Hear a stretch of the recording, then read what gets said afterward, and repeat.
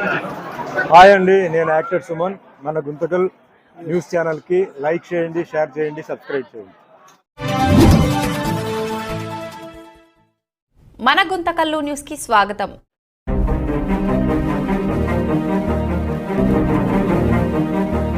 శైవ ధర్మ సంస్థాపనాచార్యుల అయినటువంటి శ్రీమద్ జగద్గురు రేణుకాచార్య మహాభగవత్పాదుల సన్నిధానమునకు నమస్కరించి క్షేత్ర పీఠాధిపతియు మన ఆరాధ్య గురువులు అయినటువంటి శ్రీమద్ జగద్గురు 1008 చెన్న సిద్ధరామ పండితారాధ్య శివాచార్య మహాభగవత్పాదులు వారి పాదర విందలకు భక్తిపూర్వకంగా నమస్కరించి నా ఆరాధ్య గురువులైన జంగమర వసళ్ళి శ్రీ పురవరగ మఠం శ్రీ గురు పట్టద మహాస్వాములు, శ్రీ గురు అఖండ పరశివమూర్తి శివాచార్య మహాస్వాములు వారి యోగ సమాధికి నమస్కరించి ఈ కార్యక్రమంలో పాల్గొన్నటువంటి సమస్త సద్భక్తులారా, వాత్సల్యమూర్తులైన మాతృలారా, మీ అందరి హృదయంలో జ్యోతి స్వరూపుడై నెలసించి జ్యోతి స్వరూపుడైన ఆ భగవంతుడిని చిజ్యోతికి నమస్కరించి ఈ గుంతకల్లు పట్టణంలో శ్రీశైల జగద్గురువు గారి మఠంలో ప్రతి ఒక్క కార్తీక సంవత్సరంలో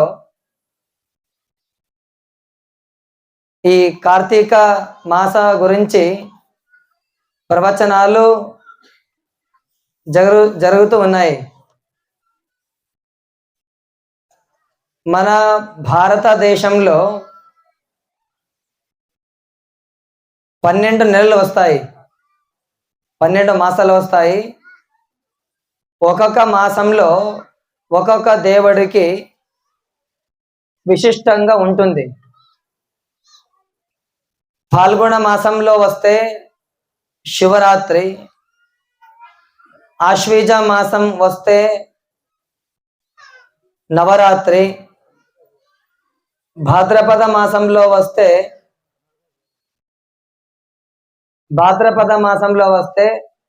గణపతి. ఇలాగే ఒక్కొక్క మాసంలో ఒక్కొక్క దేవుడికి విశిష్టంగా పూజ అర్చన చేస్తూ ఉంటాం. ఈ మాసంలో 12 మాసాల్లో కార్తీక మాసం, శ్రావణ మాసం చాలా విశేషంగా ఉంటుంది. శ్రావణ మాసంలో పురాణాలు, ప్రవచనాలు పెడతారు. అలాగే ఈ కార్తీక మాసంలో దీపం వెలిగించే కార్యక్రమం ఉంటుంది. మనము దీపాలు ఎందుకు వెలగాలి? ఒక ప్రశ్న ఉంటుంది మనందరికీ. దానికే ఒక శ్లోకం ఉంది, మన పురోహితులు చెప్పారు అప్పుడే. శుభం కరోతి కళ్యాణం ఆరోగ్యం ధన సంపద శత్రుబుద్ధి వినాశాయ జ్యోతిర్నమోస్తుతే.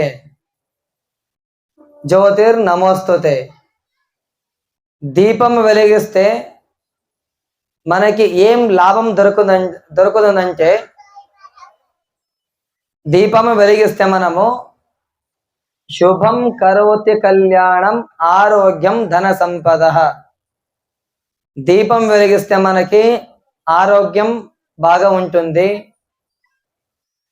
ధన సంపద లభిస్తుంది.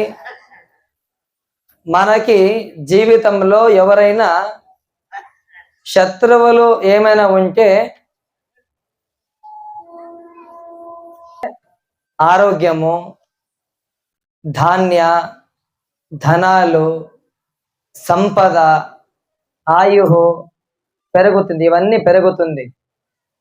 మరియు మనకి జీవితంలో ఎవరైనా శత్రువులు ఉంటే ఆ దీపం వెలిగిస్తే శత్రువులందరూ మిత్రులుగా మనకి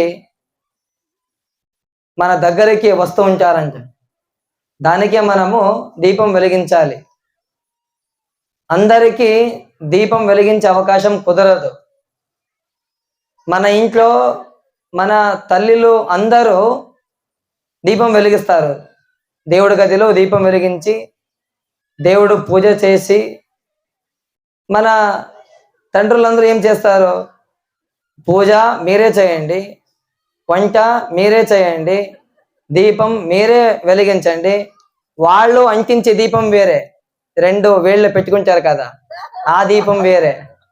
మన తల్లిలు వెలిగించే దీపము దేవుడి గదిలో, వాళ్ళు వెలిగించే దీపం, వాళ్ళు ఆ దీపంలో ఆరోగ్యం పాడవుతుంది. మీరు వెలిగించే దీపంలో ఇంట్లో ఉన్నటువంటి క్షుద్రలు, దోషాలు అవన్నీ పోయి మీ ఇంట్లో శుభత్వ, శాంతి, సమాధానం కలగాలంటే దీపాలు వెలిగించాలి మన అందరం. ఈ పత్రికలో ఒక శ్లోకాన్ని రచించారు మీరు. ఎంత మంచి శ్లోకం అంటే,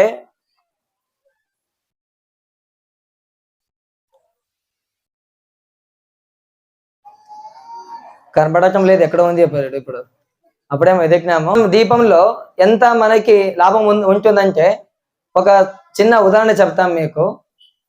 ఒకసారి ఒక రాజు ఉంటాడండి. ఒక రాజు ఉంటాడు. ఆ రాజు ఆ సామ్రాజ్యానికి పెద్ద రాజు. ఆ సామ్రాజ్యానికి రాజు అయినటువంటి ఆ రాజు తనకి వయసు అయిపోయి ఉంటుంది. నేను చనిపోయిన తర్వాత ఈ సామ్రాజ్యాన్ని సంరక్షణ చేసేది ఎవరు, పరిపాలన చేసేది ఎవరు అని వాళ్ళు మనసులో ఆలోచించుకుంటారు. వాళ్ళ మనసులో ఉన్నటువంటి విషయాన్ని తన మంత్రుల దగ్గర ఈ విషయాన్ని చర్చిస్తాడు అతను. మంత్రి అప్పుడు మంత్రి దగ్గర చర్చించినప్పుడు మంత్రి ఒక మాట చెప్తాడు. ఏమని, ఎందుకండి మీరు ఇంత చింతిస్తున్నారు మీరు ఎందుకని ఆ రాజు గారిని మంత్రిని అడిగితే ఆ రాజు చెప్తాడు, చూడప్ప, నాకు ఉన్నటువంటి 2 పిల్లలు, ఒకడు మూగవాడు, ఇంకొకడు చవిటివాడు. ఇంకొకడు చవిటివాడు. ఇలాంటి పిల్లలు మనకి ఆ దేవుడు ఆశీర్వాదం ఇచ్చాడు. మనకి ఈ సామ్రాజ్యాన్ని పరిపాలన చేయాలంటే నేను ధార్మికంగా, సామాజిక, ధార్మిక, ఈ గురువులు, దేవుడు అని ఇలా మన హిందూ ధర్మం తరపున చాలా మంచి సామ్రాజ్యాన్ని నేను పరిపాలించాను. నేను ఎలా పరిపాలించానో నాకన్నా ఎక్కువగా పేరు పెరిగేదట్లా, సామ్రాజ్యం విస్తరణ అయ్యేదట్లా, మన ప్రజలకి అందరికీ మంచిది అయ్యేదట్లా ఎవరు వస్తారో అని నేను ఆ భగవంతుడిని స్మరించుకొని ఆ భగవంతుడిని దగ్గర వేడుకొని ఈ పిల్లల్ని పొందాను. ఈ పిల్లలకి ఒకవాడు చెవిటివాడు, ఇంకొకడు మూగవాడు. ఎలా ఇప్పుడు సామ్రాజ్యాన్ని విస్తరించేది అని అనుకుంటాడు. ఈ చర్చిస్తాడు.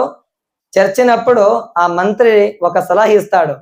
ఏమంటే, చూడండి, మీ 2 బిడ్డలు ఏమున్నారు కదా, పిల్లలు ఉన్నారు కదా, ఆ పిల్లలకి మార్గదర్శనం ఇవ్వాలంటే ఒక మంచి మంత్రి కావాలా, నాకన్నా మంచి మంత్రి కావాలా. ఆ మంత్రిని ఎవరైనా ఎవరని వెతకాలంటే మనము మన రాజ్యంలో డంగూరం వేపించాలా. ఆ డంగూరంలో ఏమంటే 5 నిమిషాల్లో ఒక గదిని నింపబడాలండి. 5 నిమిషాల్లో ఒక గదిని నింపేయాలి అని ఇట్లా ఒక డంగూరు సాధిస్తాడు. డంగూరం వేయించినప్పుడు అందరూ వచ్చి 5 నిమిషాల్లో ఒక పెద్ద రూమ్ని నింపేయాలంటే అంత సులభమా అని కొంతమంది అనుకుంటారు. అప్పుడు ఆ వేలాది మంది ఉన్నటువంటి ఆ ప్రజలు ఒక చిన్న పిల్లోడు వస్తాడు. చిన్న పిల్లోడు వచ్చి నేను ఈ 5 నిమిషాల్లో ఈ రూమ్ లో ఉన్నటువంటి మొత్తం నేను నింపేస్తానని.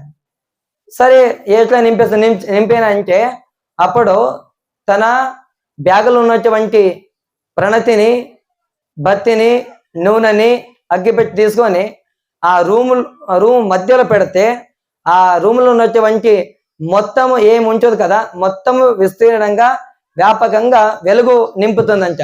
అప్పుడు రాజు చెప్తాడు, చూడండి నీకు నేను సమయం ఇచ్చింది 5 నిమిషాల్లో, అయితే నువ్వు ఒకే 1 నిమిషాల్లో మొత్తం ఈ గదిని మొత్తము వెలుగులో నింపబడినావు. ఇప్పటి నుంచి నా పిల్లలకు మంత్రి నువ్వే కావాలని ఆ రాజు అంటాడని. ఒక దీపం వెలిగిస్తే ఆ గదిలో ఉన్నటువంటి చీకటి మొత్తము పోతుంది. అలాగే మన హృదయంలో, మన ఆత్మలో ఒక వెలుగు ఉంది. బయట వెలిగిస్తే చీకటి ఎట్లా పోతుందో మన ఆంతర్యంలో గాని మనము ఆ చీకటి ఉంటుంది. ఎలా చీకటి అంటే స్వార్థము, ఆవేశము, అసూయపరము, ఇలాంటి చీకటి ఉంటాయి. ఇలాంటి చీకటి ఉంటాయి. ఆ చీకటి పోవాలంటే మనము మన హృదయంలో, ఆత్మలో ఉన్నటువంటి ఆ పరమాత్ముడిని మనము దర్శించుకోవాలంటే, మనలో హృదయంలో ఉన్నటువంటి ఆ వెలుగు మనకి దర్శనం అవ్వాలంటే మనము ఎవరి పాదం పెట్టుకోవాలంటే ఒక శ్రేష్ఠ గురువు గారి పాదాలను పెట్టుకోవాలి. అప్పుడే మన హృదయంలో వెలిసేటువంటి ఆ భగవంతుడి వెలుగు మనకి కనపడుతుంది. వెలుగు అంటే ఎవరికి ఇష్టం లేదు? వెలుగు అంటే ప్రతి ఒక్కరికి ఇష్టమే, అవును కదండి? వెలుగు అంటే చీకటి ఎంతమందికి ఇష్టము? ఎవరికి ఇష్టం లేదు కదండి? అందరికీ వెలుగు అంటే చాలా ఇష్టము.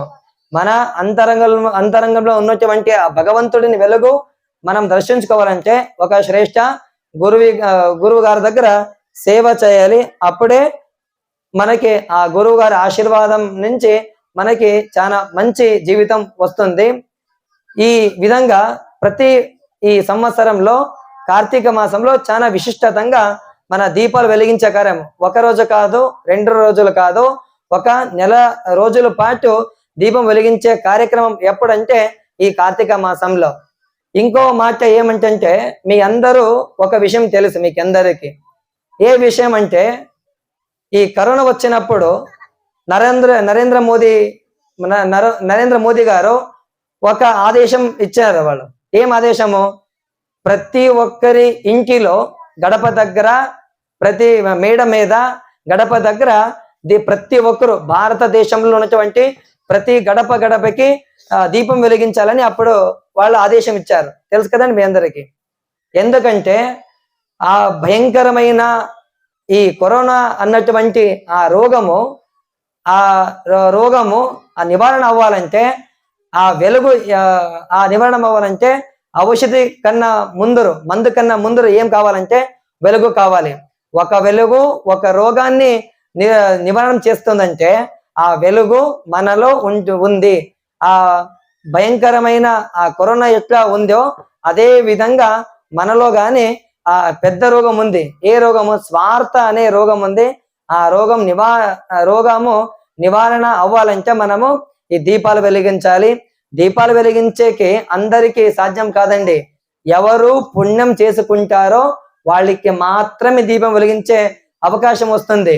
చాలా మందికి ఈ గడ్డికి నిప్పంటిస్తారు. గడ్డికి నిప్పంటించే మంది, తర్వాత మనసుకి నిప్పంటించే మంది ఎంతో మంది ఉంటారు. అయితే దీనికన్నా ముఖ్యము ఏదంటే మనకి దీపం వెలిగించే ఈ అవకాశం మనకి దొరకాలంటే మనము ఆ దేవుడి దగ్గర ఆ ఆశీర్వాదం తీసుకోవాలి, మనకి పుణ్యం లభించాలి. దీంతో పాటు మన అందరము ఈ దీపం వెలిగించే ఈ కార్యక్రమంలో, ఈ దీపం వెలిగించే కార్యం మీకు చెప్పాము. మీకు ఇప్పుడు నెక్స్ట్ ఏమంటే మనము ఏ ధర్మంలో పుట్టామండి? మనమందరము ఏ ధర్మంలో? డౌట్ ఉందా? కన్ఫర్మ్ ఉందా మీకు? వీరశైవ లింగాయత సముదాయంలో పుట్టాం మనం, అవునా కదండి? మనమందరము వీరశైవ లింగాయత సముదాయంలో పుట్టాము. ఎవరెవరు మెడలో, ఎవరెవరు హృదయంలో లింగం ఉంది? కొంతమంది మాత్రమే. ఎవరెవరి దగ్గర బంగారం ఉంది? అందరి దగ్గర బంగారం ఉంది. లింగము కొంతమందిలో. మనం వీరశైవ ధర్మంలో పుట్టి లింగం వేసుకోలేదంటే మనం ఎంత దరిద్రులు అవుతాము. లింగానికి ఎంత శక్తి ఉందో తెలుసా అండి మీకు? శ్రీశైల జగద్గురు గారు ఒక మాట చెప్పారు సిరగొప్పలో. ఇప్పుడు మనకి మీకు ఎవరెవరి దగ్గర ఫోన్ ఉన్నాయి? అందరి దగ్గర ఫోన్ ఉన్నాయి. ఎవరి దగ్గర ఫోను లేదనే మాట లేదు, మాటే లేదు. అందరి దగ్గర ఫోన్ ఉంది, అవునా కదండి? ఫోన్లో మనము ఫోటోలు కానీ, వీడియోస్ కానీ, వాట్సాప్, ఫేస్బుక్, ఇన్స్టాగ్రామ్ ఇవన్నీ యాప్లు డౌన్లోడ్ చేసుకుంటాము. చేసుకున్నప్పుడు మనము దాంట్లో వైరస్ అని వస్తుంది, అవునా కదండి? వైరస్ అని వస్తుంది. ఆ వైరస్ వచ్చినప్పుడు ఆ వైరస్ పోవాలంటే మనం ఇంకో వైరస్ వేసుకుంటాము. యాంటీ వైరస్ అనే ఒక యాప్ని డౌన్లోడ్ చేసుకుని ఉంటే ఆ ఫోన్లో ఉన్నటువంటి చెడ్డ వైరస్ ఏమైనా ఉంటే ఆ ఫోన్ చెడిపించే వైరస్ వస్తే ఆ యాంటీ వైరస్ వేసుకుంటే ఆ యాంటీ వైరస్ ఆ చెడ్డ వైరస్లు ఏ వస్తాయి కదా దాని అంతటిని తొలగిస్తుందంట. అలాగే మనకి శరీరంలో అనేక వైరస్లు వస్తాయి. అప్పుడే చంపాం కదా మీకు. స్వార్థము, అసూయము, ద్వేషము ఇలాంటి వైరస్ వస్తుంది. పాపము, కర్మము, దుష్కర్మము ఇలాంటి వైరస్లు వస్తాయి. అలాంటి వైరస్లు, వ్యాధులు, రోగాలు ఇలాంటి వైరస్లు వచ్చినప్పుడు మనకి యాంటీ వైరస్ ఏదంటే అది లింగము. ఆ లింగం వేసుకుంటే యాంటీ వైరస్ ఉన్నట్టుగా. మనకి ఎంతో మంది చెప్తారు, స్వామి మనము లింగాన్ని మెడలో వేసుకున్నాము, లింగాన్ని పూజిస్తున్నాము, అయినా కానీ మనకి కష్టం అలాగే ఉంది. ఎప్పుడైనా కష్టం అలాగే ఉంది. మనం ఏం చేయాలంటారు? ఎవరికి కష్టం ఉంటుందంటే నిష్టతో, భక్తితో, శ్రద్ధతో ఎవరు పూజ చేయరు కదా వాళ్ళకి కష్టం ఉంటుంది. ఎవరు మనసుతో, మన తల్లిలందరూ సీరియల్ చూస్తారు. సీరియల్ చూసేటప్పుడు ఇంటిలో ఒక కుక్క వచ్చి వాళ్ళు వంట చేసినటువంటి ఆ వంటని తిని పోయినా కానీ మీకు హెచ్చరం ఉండదు మీకు, అవునా కదండి? అలా ఇంట్రెస్ట్ ఎక్కడ ఉండాలంటే లింగం పూజ చేసేటప్పుడు శ్రద్ధ నిష్ట ఉంటే మాత్రమే మనకి ఆ దేవుడు ఆశీర్వాదమిస్తాడు. మన కాశీ జగద్గురు గారు ఎంతో మందికి ఫారిన్, మనము వీరశైవ ధర్మంలో భారతదేశంలో ఈ పుణ్య భూమిలో మట్టిలో మనమందరం పుట్టినాము. అయినా కానీ మనకి లింగం పుట్టిన ఆ తల్లి గర్భంలో 8వ మాసంలో మనము ఈ వీరశైవ లింగ సముదాయంలో ఈ గర్భలింగాధారణ చేస్తారు. 4వ నెలలో, 6వ నెలలో, 8వ నెలలో ఆ తల్లి గర్భం ఉన్నప్పుడు ఈ గర్భలింగాధారణ చేస్తాడు. పుట్టుకతోనే దేవుడు మన శరీరంలో, మన మెడలో వచ్చినటువంటి శ్రేష్ఠ ధర్మము ఆ లింగ ధర్మం అంటే ఈ వీరశైవ ధర్మం అని మనము హృదయపూర్వకంగా చెప్పడానికి సంతోషిస్తున్నాము. వీరశైవ ధర్మం అంటే చాలా పెద్ద ధర్మము. అనేక ప్రపంచంలో ఉన్నటువంటి అనేక ధర్మములో పురుషులకి మాత్రమే చాలా ఎక్కువ అవకాశం ఉంది. అయితే మన వీరశైవ ధర్మంలో పురుషులకు గాని మహిళలకు గాని ఇద్దరికి సమానంగా లింగ పూజ చేయడానికి అవకాశం ఇచ్చినటువంటి శ్రేష్ఠ ధర్మం అంటే మన వీరశైవ లింగాయత ధర్మం అని చెప్పడానికి చాలా సంతోషం అవుతా ఉంది. మనము భాషణం చెప్పి పోతూ ఉంటాము, మీరు భాషణం విని పోతూ ఉంటారు. ఈ రోజు నుంచి ఇప్పటి నుంచి మీరందరూ శపథం చేయాలండి. ఎంతో మందికి ఈ మెడలో లింగం వేసుకొని అంటే లేదండి దాన్ని మెడలో వేసుకుంటే మనకి శరీరానికి నొప్పెడుతుంది, ఇలాంటి ఒక్కొక్క కారణాలు చెప్తారు. ఎవరి దగ్గర మనము చనిపోయేటప్పుడు లింగానికి ఎంత శ్రేష్టత ఉందంటే మన శాస్త్రి గారు ఒకరు ఉన్నారు. శాస్త్రి గారు ఒకరు ఉన్నారు. వాళ్ళ భార్య చనిపోయింది. నేను అప్పుడు పోయాను. ఆ పోయినప్పుడు ఆ శాస్త్రి గారి ఆ భార్య చనిపోయినప్పుడు ఆ తన చెవిటిలో ఉన్నటువంటి దాన్ని ఏమంటారమ్మా చెవిటిలో మీరు? ఆ కమ్మలు, చేతిలో గాజులు, వట్టి గాజులు కాదమ్మా, బంగారు గాజులు, మళ్ళీ బంగారు గాజులు వేసుకుని ఉంటుంది. తర్వాత కాల్లో మెట్టెలు వేసుకుంటారు. ఈ చనిపోయినప్పుడు ఆ తల్లి, ఆ శాస్త్రి గారు భార్య చనిపోయినప్పుడు ఆ శరీరాన్ని మోసుకొని పోయి అంత్య సంస్కారం చేసినటువంటి ఆ సమయంలో ఒకరు వచ్చి తన అక్క వచ్చి అని కొంచెం ఏడించింది. ఎందుకు ఏడుస్తుందంటే చెవిలో చూడండి మళ్ళా ఏమైనా మట్టి వేసి దాన్ని ముంచేస్తే చెవిలో ఉన్నటువంటి ఆ బంగారు ఆ మట్టిలో కలిసిపోతుంది, శరీరంలో ఉన్నటువంటి ఆ నెక్లెస్ అది కలిసిపోతుంది అని ఇట్లా ఏడ్చి మొత్తం లాస్ట్ ఏమంటే ఈ ముక్కులో ఒక ముక్కెరగు ఉంది. ఆ ముక్కెరగు బంగారం ఉంది. దాన్ని తీసుకోమని చూశారు, రాలేదు. ఇలా ఇగ్గినప్పుడు రక్తం కొంచెం వచ్చింది. ఇలా తనతో పాటు వచ్చింది. బంగారం పోలేదు, వెండి పోలేదు. పోయింది ఏంటంటే తన మెడలో ఉన్నటువంటి ఒక లింగం మాత్రమే పుట్టిన రోజు నుంచి చనిపోయేదాకా వచ్చింది ఏదంటే లింగమ్మ మాత్రమే. దాన్ని మాత్రం వదిలించారు. ఇది మనందరికీ తెలుసు ఇది. అయినా కానీ మనము వీరశైవ ధర్మంలో పుట్టి మనం లింగం వేసుకోలేదంటే ఎట్లా?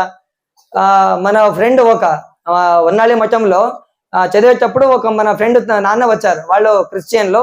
వచ్చినప్పుడు వాళ్ళు అడిగారు విభూతిని రాసుకొని అని చెప్తే ఎందుకు రాసుకోవాలంటే అప్పుడు ఇది మన ధర్మం అండి, మీరు రాసుకొని చెప్తే వాళ్ళు రాసుకున్నారు. అప్పుడు నా దగ్గర ఇంకో భస్మం ఉంది మీ దగ్గర విభూతి అని అంటే ఉందండి, మన దగ్గర ఇంకో భస్మం ఉంది. అప్పుడు వాళ్ళు ఒక ప్రశ్న అడిగారు, మీరు విభూతి ఇచ్చారు కదా, మీరు దీనికి ఎక్స్పైరీ డేట్ ఎప్పుడు ఉంది అని నన్ను అడిగారు. అప్పుడు నేను చెప్పింది ఏంటంటే విభూతి అంటించుకున్నప్పుడు ఆ విభూతికి ఎక్స్పైరీ డేట్ లేదు. ఎవరు విభూతిని అంటించుకుంటారో నుదుటి మీద వాళ్ళ ఎక్స్పైరీ డేట్ ముందుకు పోతుంది, వాళ్ళు చనిపోయే డేట్ ముందుకు పోతుంది, వాళ్ళ మరణమే దూరం పోతుంది. ఆ విభూతిని అంటించుకోవాలని మన శాస్త్రంలో చెప్పారు. దాన్నే వాళ్ళకి చెప్పాము.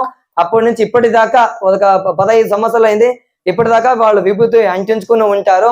మన తల్లిలకు, మన తండ్రులకు ఎక్కడైనా పోయేటప్పుడు ఫంక్షన్ కానీ మార్కెట్ కానీ పోయేటప్పుడు విభూతి అంటించుకొని వెళ్ళమని అంటే అప్పుడు వాళ్ళు అంటారు, వద్దప్ప. ఎందుకు వద్దంటే మనము మార్కెట్కి పోతాము, సినిమాకి పోతామని అంటాం. అయితే వేరే వేరే ధర్మంలో వాళ్ళ నియమాలు ఏమున్నాయో, సంప్రదాయాలు, ఆచరణలు ఏమున్నాయో వాళ్ళు అవన్నీ వేసుకుని పోతారు. ఆ ధర్మాన్ని విడిచిపెట్టిన వారు ఎవరప్ప? మనము వీరశైవ సముదాయమే. మనము ఏమైనా వీరశైవ ధర్మం ఇంకా అభివృద్ధి పొందాలంటే, వీరశైవ ధర్మ సుధారణ అవ్వాలంటే ఎక్కడి నుంచి ప్రారంభం అవ్వాలంటే శ్రీశైల జగద్గురు వారి మఠంలో ఇప్పటి నుంచి ఈ రోజు నుంచే మనము నుదుటి మీద విభూతి రాసుకోవాలి, శరీరంలో లింగాన్ని వేసుకోవాలి. ఎవరెవరు వేసుకుంటారు? మీ మనస్ఫూర్తిగా చెప్పండి, ఎవరెవరు వేసుకుంటారు? మీరందరూ వేసుకుంటారా? వేసుకున్న వాళ్ళు కాదు. ఈ రోజు కాదు, రేపటి నుంచి మీరందరూ వేసుకోవాలి. ఒత్తాయం కాదు, ఇది మీ ధర్మం. ఇది మీ ధర్మము, మీ సంప్రదాయము, మీ ఆచరణ. మీరందరూ కంపల్సరిగా వేసుకోవాల్సిందే. తర్వాత ఈ దీపం వెలిగించాము. ఈ దీపంలో ఎన్ని మనకి సంకీలతలు ఉంటాయంటే, దీపం ఎవరెవరు వెలిగిస్తారో వాళ్ళకి నవగ్రహ దేవతల ఆశీర్వాదం లభిస్తుంది, పంచమహాభూతుల ఆశీర్వాదం లభిస్తుంది, లక్ష్మీమాత కుబేర దేవుడిని ఆశీర్వాదం లభిస్తుంది. ఎందుకంటే ఈ దీపంలో ఈ ప్రణతి ఉంటుంది కదండి, ఆ ప్రణతి ఏ దేవుడి సంకేతం అంటే సూర్యదేవుడి సంకేత. ఒక 5 నిమిషాలు ముగిస్తాను. కొంచెము ఇక్కడ వినించింది కదా, దీపము సూర్యుడిని సంకేతము. తర్వాత ఆ ప్రణతిలో న్యూన ఉంటుంది కదండి, ఆ న్యూన చంద్రుడిని సంకేతము. తర్వాత ఈ అగ్ని ఉంటుంది కదా, దీపం. ఆ దీపము, ఈ అగ్ని, అది కుజ అంటే ఈ మంగళగ్రహ సంకేతము. ఈ బుధ గ్రహం అంటే ఈ బత్తి ఉంటుంది కదండి, ఆ బత్తిని ఈ బుధ గ్రహ సంకేతము. తర్వాత ఈ గురువు గ్రహ సంకేతం ఏంటంటే ఆ దీపం వెలిగేటప్పుడు ఈ గ్రీన్ పసుపుగా దీపం వెలుగుతున్నప్పుడు ఆ పసుపు రంగులో వెలుగుతుంటుంది, ఆ పసుపు రంగంలో వెలుగుతున్నటువంటి ఆ సంకేతమే గురుగ్రహ సంకేతము. ఆ దీపంలో వెలిగేటప్పుడు కిరణాలు ప్రజ్వలిస్తాయి, ఆ కిరణాలు ఉంటాయి కదా, ఆ సంకేతమే శుక్రగ్రహ సంకేతము. శనిగ్రహ సంకేతం ఏంటంటే దీపం వెలిగి ఆరిపోయినప్పుడు మసి వస్తుంది కదా, ఆ మసి ఈ శనిగ్రహ సంకేతము. రాహుగ్రహం ఏంటంటే ఆ ప్రణతి నీడ ఉంటుంది కదా, ఆ నీడ రాహుగ్రహ సంకేతము. కేతుగ్రహం అంటే దీపం ఆరిపోయినప్పుడు సంపూర్ణంగా పోతుంది కదా, అది బయలుగా ఉంటుంది, అంటే మోక్షం అని ఉంటుంది, ఆ మోక్షం అంటే కేతుగ్రహ సంకేతము. ఈ నవగ్రహాలు కృపా ఆశీర్వాదం కావాలంటే తర్వాత పంచమహాభూతాల ఆశీర్వాద, అందరికీ మహాభూతాల ఆశీర్వాద అందరికీ లభించాల్సిందే. ఏదంటే ఈ ప్రణతి ఉంటుంది కదా, ప్రణతి భూమి మాదిరిగా పృథ్వీ మాదిరిగా ఉంటుంది, ఈ నూనె నీటి మాదిరిగా ఉంటుంది, అప్పు తేజం అంటే ఆ దీపం వెలుగుస్తుంది కదా, అది ఈ నీటి ఆ జలము అదే సంకేతము. తర్వాత వాయుదేవుడు సంకేతం అంటే ఆ వాయుదేవుడిని దీపం వెలగాలంటే ఆక్సిజన్ కావాలి, మనకి ఊపిరి కావాలి, ఆ ఊపిరి గాలి ఉంటే మాత్రమే, ఆక్సిజన్ ఉంటే మాత్రమే దీపం వెలుగుతుంది, లేదంటే లేదు. ఆ వెలుగు ఏముంటుంది కదా, ఆ దీపం వెలిగేది ఆ సంకేతము వాయుదేవుడు సంకేతము. ఈ ఆకాశ సంకేతం అంటే ఈ పంచమహాభూతల ఈ బయలు ఏముంటుంది కదా, ఇదంతా ఈ పంచమహాభూతల సంకేతము. ఈ పంచమహాభూతల సాంకేతికంగా నవగ్రహాలు సాంకేతికంగా తర్వాత లక్ష్మీమాత సాంకేతికంగా మనకి ఆశీర్వాదం దొరకాలంటే మనము దీపం వెలిగించాలి. దీపం ఎవరెవరు వెలిగిస్తారు కదా, వాళ్ళ ఇంటిలో ఉన్నటువంటి దారిద్ర్యతము సంపూర్ణంగా నివారణ అవుతుంది. వాళ్ళ ఇంటిలో అష్టమహాలక్ష్మి మాత సంపూర్ణ కృపాశీర్వాద, మీ ఇంటి దేవుడు మీ గ్రామ దేవత సంపూర్ణ కృపాశీర్వాద దొరుకుతుందని చెప్తూ మనము వీరశైవ ధర్మంలో పుట్టినాము. మనము మన ఆచరణ ఏమి ఉన్నాయో అంత సంప్రదాయాల్ని అంత ఆచరణల్ని మనము పరిపాలించాలని ఈ వేదిక మీద చెప్తూ ఈ కార్యక్రమంలో ప్రతి సంవత్సరము మన శ్రీశైల జగద్గురు గారు ఒక 3 రోజులు కానీ లేకుంటే ఒక 5 రోజులు కానీ ఇక్కడ ఆధ్యాత్మిక ధార్మిక కార్యక్రమం చేసి ఇష్టలింగ మహాపూజని బహిరంగంగా చేసి మీ అందరికీ దర్శనం ఆశీర్వదిస్తారు. వాళ్ళ ఆశీర్వాదం మీకందరికి ఉంటుంది. వాళ్ళ ఆశీర్వాదమునతో చాలా చక్కగా చాలా శుభ్రతంగా చాలా శిస్తు పరిపాలనంగా కార్యక్రమం ప్రతి సంవత్సరం జరుగుతూ ఉందని చెప్తాం.